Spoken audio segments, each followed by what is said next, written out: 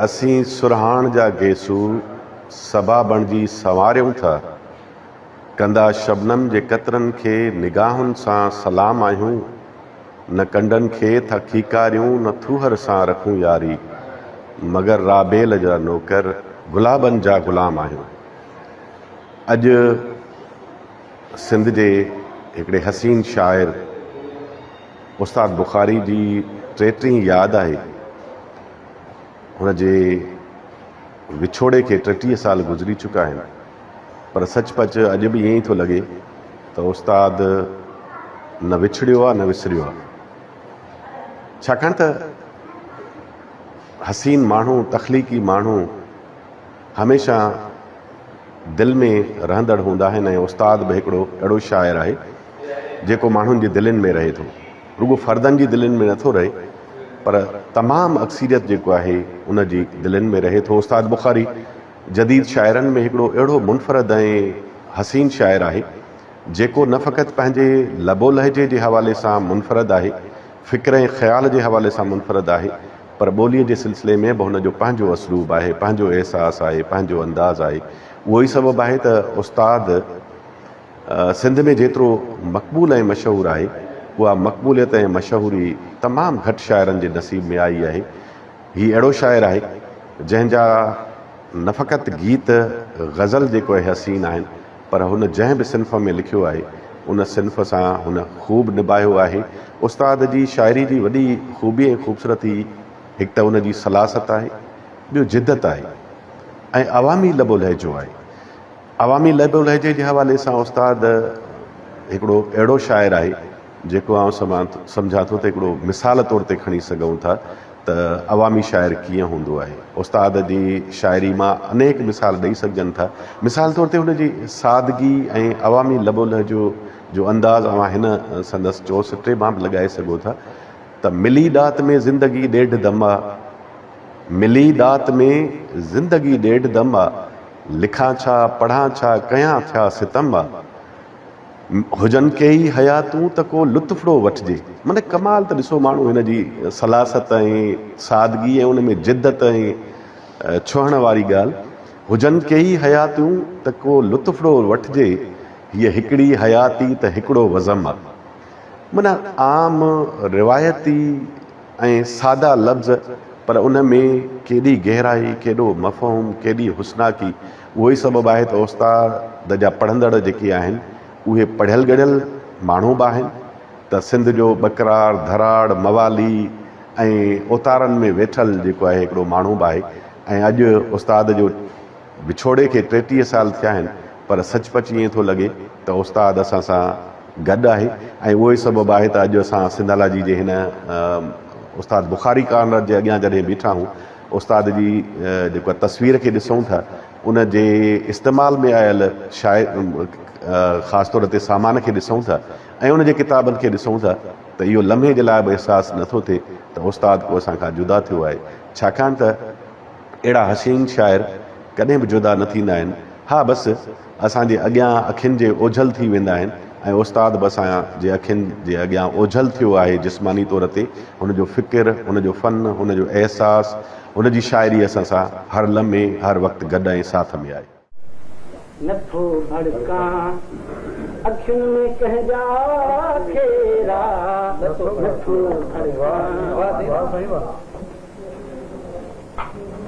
अखियूं सारियां जलायां दिल नहीं पे लुड़, अखियूं सारियां जलायां दिल नहीं पे लुड़, पर अथम ही कैसा आधेरा। ही उन शाइर उस्ताद बुखारीअ जो आवाज़ आहे जेको पाण जिस्मानी तौर ते त 9 अक्टूबर 1992 ते सिंध खां जुदा थी वियो, पर हुन जी शाइरी अॼु बि सिंध जे घर घर ऐं घिटी घिटीअ में गूंजे थी। उस्ताद बुखारी अहिड़ो शाइर हुयो जेको बाशऊर फ़र्दनि जे दिलयुनि ते सावण जे ताबड़तोड़ बरसातुनि वांगुरु वसियो ऐं हुन सिंध जे माण्हुनि जूं दिलियूं ईअं फ़तह कयूं जीअं दर्द ज़िंदगियुनि में पेई वञे त पोइ वञण जो नालो न वठंदो आहे। उस्ताद बुखारी कंहिं अमीर घराणे में पैदा न थियो, हू दादू ज़िले जे हिकु नंढड़े ॻोठ ग़ुलाम चांडियो में सैयद हाजन शाह जे घर में पैदा थियो। 16 जनवरी 1930 ते पैदा थियल सैयद अहमद शाह बुखारी जॾहिं वॾो थियो त उस्ताद बुखारी बणिजी वियो ऐं हुन जे ॾात जी देवी सॼी सिंध मथां रक़्स करणु लॻी। ज़िंदगीअ जे रंगमंच ते उस्ताद बुखारीअ केतिरा ई किरदार अदा कया ऐं हुन जेको बि किरदार अदा कयो उन सां भरपूर निभाउ कयो। 1944 में सिंधी फाइनल पास कंदड़ उस्ताद बुखारी 1947 में प्राइमरी मास्टर थियो, पर हुन शाइरीअ जी शुरूआत 1943-44 में ई करे छॾी हुई।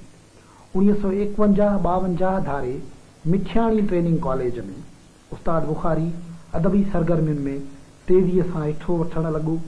1963 धारा उस्ताद बुखारीअ अदीब फाज़िल कई। 1965 में सिंधी अदब में मास्टर्स कई। 1966 धारा उस्ताद बुखारी सिंधीअ जो लेक्चरार मुक़ररु थियो। हिकु लेक्चरार जे हैसियत में हुन डिग्री कॉलेज लाड़काणे, नवाब शाह ऐं सांगड़ में नौकरी कई। उन बैदि हुन डिग्री कॉलेज दादूअ में उस्ताद तौरु ख़िदमत कई, जंहिंखे संदसि वफ़ात बैदि उस्ताद बुखारी डिग्री कॉलेज दादूअ जो नालो ॾिनो वियो। हिन कॉलेज जे क्लास रूम्स में उस्ताद बुखारीअ जे केतिरनि ई साथियुनि खे उस्ताद जो आवाज़ अॼु बि ॿुरंदो महसूसु थिए थो।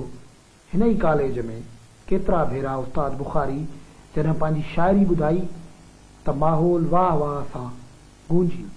अॻियां खां इक़रार इहो कीअं थींदो ऐं यार खां इनकार इहो कीअं थींदो? उस्ताद बुखारी खे खणी दफ़न करियो त दफ़्ती खां मगर दार इहो कीअं थींदो? उस्ताद बुखारीअ जे ज़िंदगीअ जा अनेक रुख हुया। हू हिकु ई वक़्तु सिंध जो सरबोड़ शाइर हुयो त वरी भलोड़ मौसीकार बि हुयो। पंहिंजे केतिरनि ई गीतनि जूं धुनूं हुन पाण तरतीब ॾिनूं। हू शाइर ऐं मौसीकार हुअण सां गॾु इंसान साज़ बि हुयो। अॼु जे सिंध जो मशहूरु गुलूकार मंज़ूर सखीराणी चवे थो त हू जंहिं रुतबे ते अॼु बीठल आहे उन में उस्ताद बुखारीअ जो वॾो किरदारु आहे। हिकिड़ो मोहसिन हुयो, मुंहिंजो रहबर हुयो।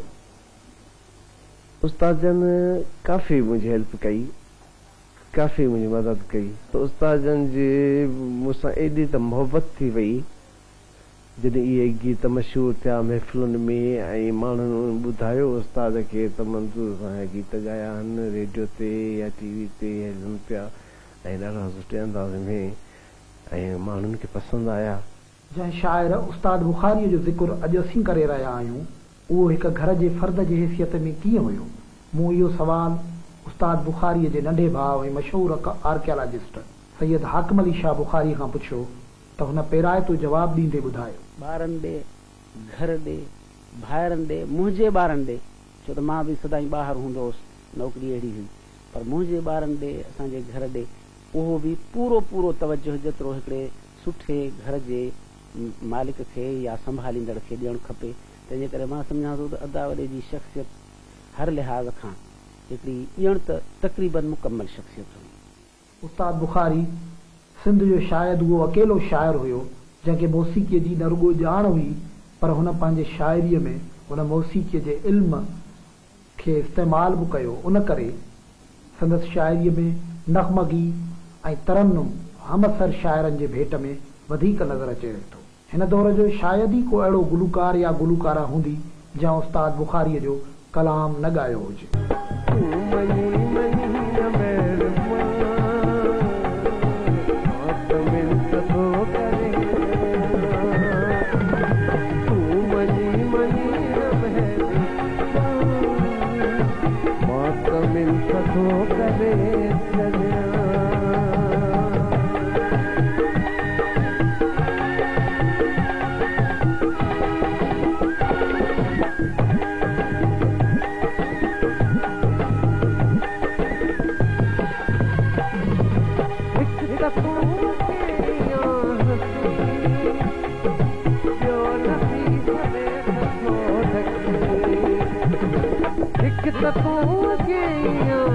हसी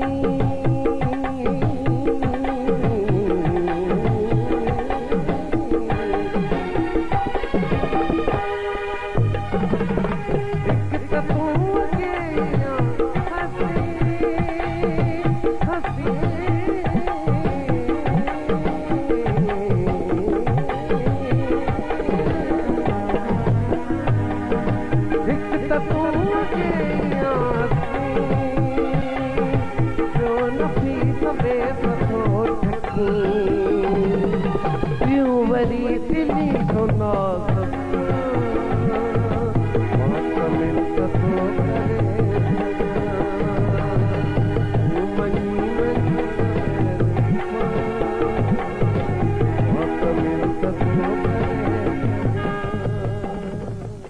उस्ताद बुखारी घर जे फ़र्द जी हैसियत में उन्हनि रिवायती शाइरनि मां न हुयो जेकी पंहिंजे लाॾाणे खां पोइ पंहिंजे पुठियां दास्तान छॾे वेंदा आहिनि ऐं संदन घर वारा हथ मलींदा रहिजी वेंदा आहिनि। बल्कि उस्ताद असां ते इहा बि महिरबानी करे वियो जो ॻोठ खां घटी शहर में आयो, इन ई करे असां अॼु डॉक्टर आहियूं ऐं मुंहिंजा ॿार सभु इंजीनियर आहिनि। असांजा रब जा लख साल आहिनि।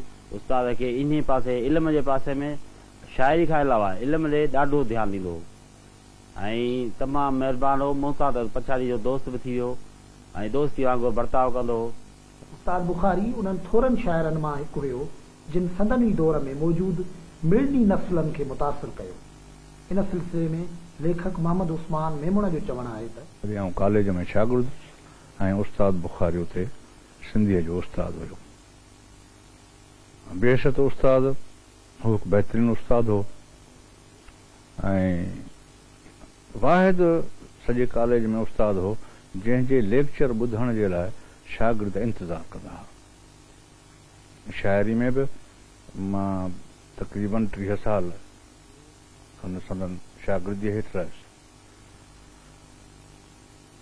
शेर ठाहिबो हो, बुखारी साहिब ॾे खणी अचिबो हो ऐं हू हुनजो वज़न बि ॾिसंदो हो, पर हुनजो घणो जेको ज़ोर हूंदो हो सो हूंदो हो नज़रिये ते, त भई नज़रियाती तौरु हिन शेर जो जी समझ काथे थी वञे, रुख काॾे था वञे।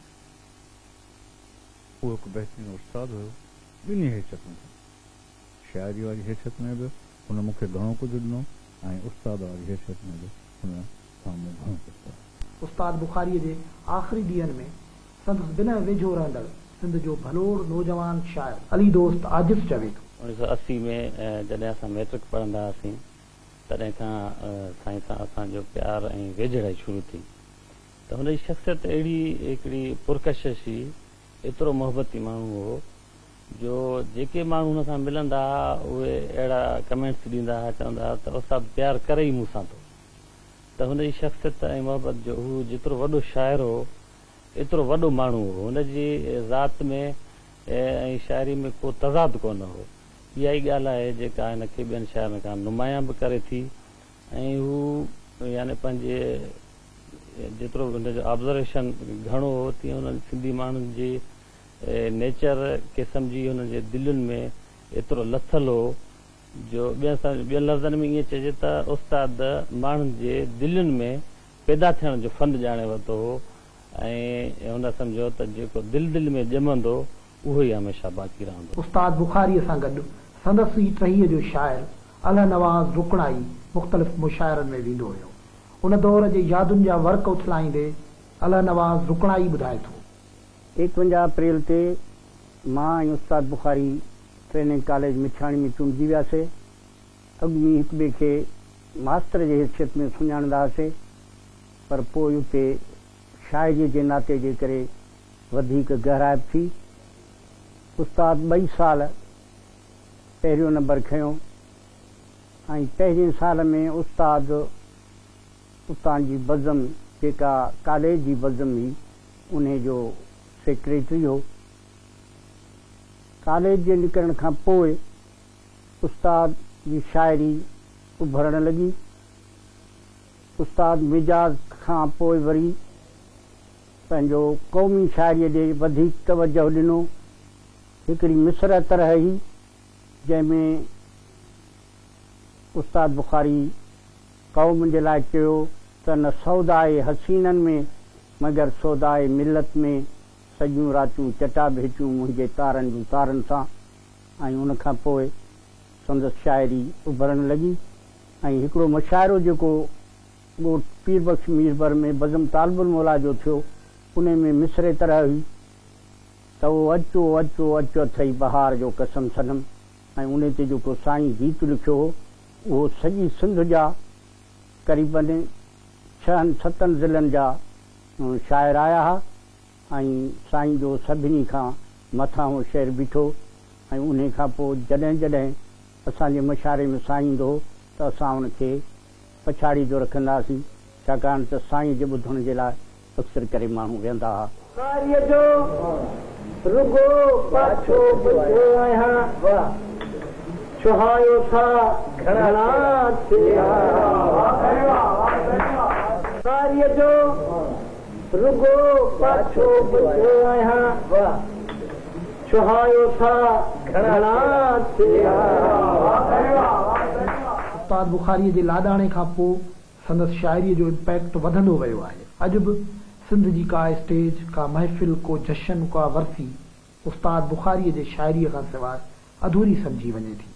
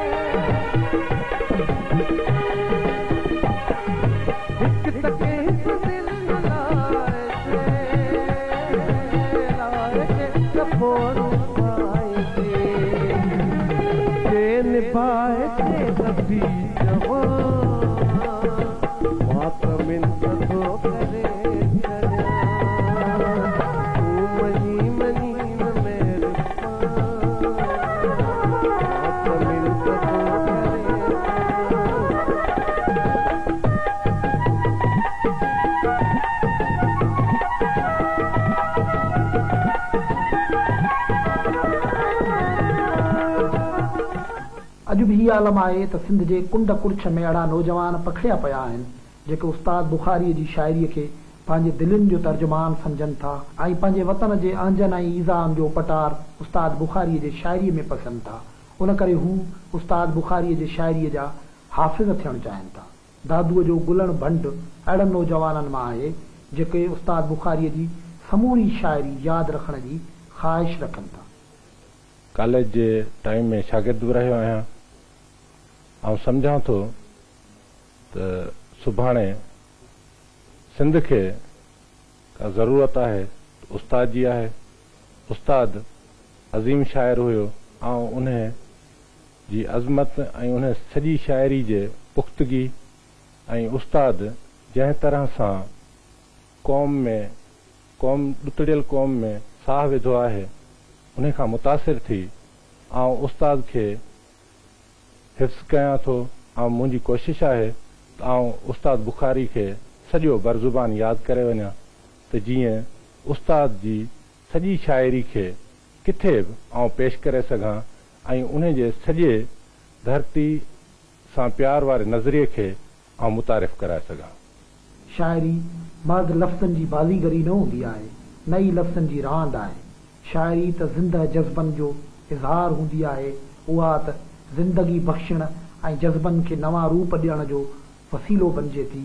शाइर मुर्दा दिलयुनि में ज़िंदगीअ जी लहर डोड़ाईंदा आहिनि, शाइर लफ़्ज़नि में साह विझी छॾींदा आहिनि ऐं संदुनि लफ़्ज़ शहर जे सूरत में उजामिल दिलयुनि में साह विझनि था, क़ौमूं जाॻाइनि था ऐं उस्ताद जा लफ़्ज़ न रुॻो उजामिल दिलियूं जाॻाईंदा रहिया पर हुननि क़ौमुनि में नओं तसाव पैदा कयो।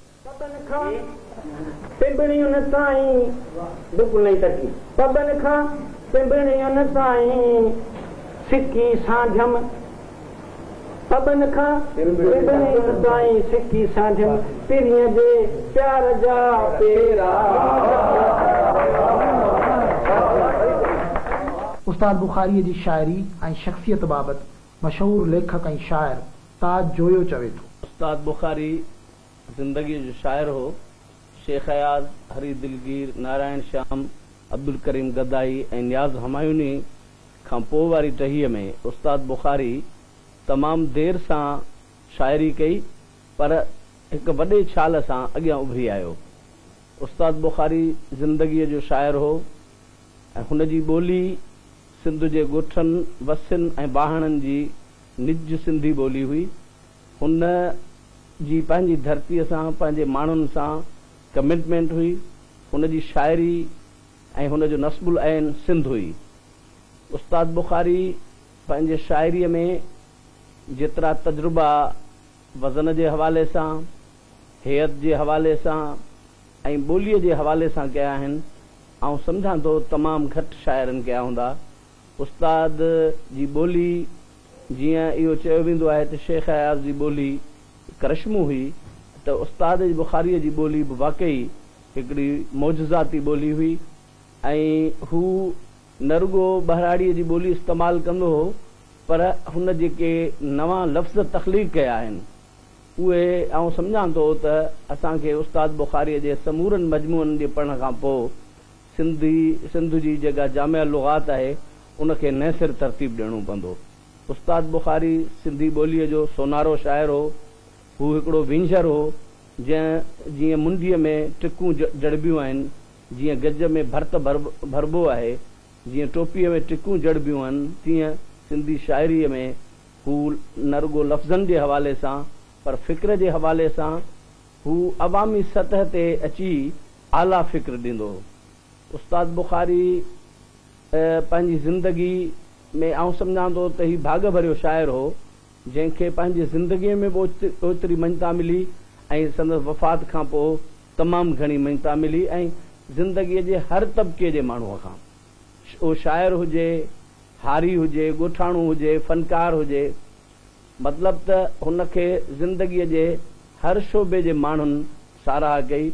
उस्ताद बुखारीअ जे लाॾाणे खां पोइ सिंध जे मुख़्तलिफ़ शहरनि में उस्ताद बुखारीअ जे मदाहनि मुख़्तलिफ़ तनज़ीमूं ऐं संगतूं खोलियूं, जेके मुख़्तलिफ़ फंदनि ते अदबी सरगर्मियूं, सेमिनार, मुज़ाकरा, मुशाइरा ऐं महफ़िलूं कराईंदियूं रहनि थियूं। उन्हनि तनज़ीमुनि में हिकिड़ी तनज़ीम दादूअ जी उस्ताद बुखारी अकेडमी बि आहे, जेका हिन वक़्तु दादूअ में हिकु लाइब्रेरी बि हलाए थी। इन सिलसिले में तनज़ीम जो सरवाण डॉक्टर अल्ताफ़ बुखारी ॿुधाए थो। उस्ताद बुखारी अकेडमी उस्ताद जे वफ़ात खां पोइ उनजो बुनियादु टीजीअ ते पियो। उन खां पोइ उहा अॼु ताईं कमु करे पई। हर साल उस्ताद बुखारी वर्सी बि मल्हाईंदी आहे गॾियल सिंधी अरबी संगत जे गॾियल सहकार सां। उस्ताद बुखारी अकेडमी हींअर ताईं उस्ताद जे वञण खां पोइ 12 किताब छपाए चुकी आहे, जेका रोशनी पब्लिकेशन जे गॾियल तावण सां छपजनि था। तमामु शानाता मानाता। असांजो अॻिते बि इहो ई प्रोग्राम आहे। दोस्तनि सां अञा बि राब्ते में रहूं था त हू उस्ताद जूं शाइरी, वीडियो, ऑडियो, ख़तो किताब जेका उस्ताद हुननि सां कई आहे उहे असां ताईं पहुचाइनि। असां हितां बि इहो ई ऐलान था कयूं दोस्तनि खे त असांखे उहे पहुचाइनि, जीअं इहे असां हिते महफ़ूज़ करे उस्ताद जे नसर खे, वीडियो खे, ऑडियो खे वॾे पैमाने ते ऐं महफ़ूज़ करे सघूं।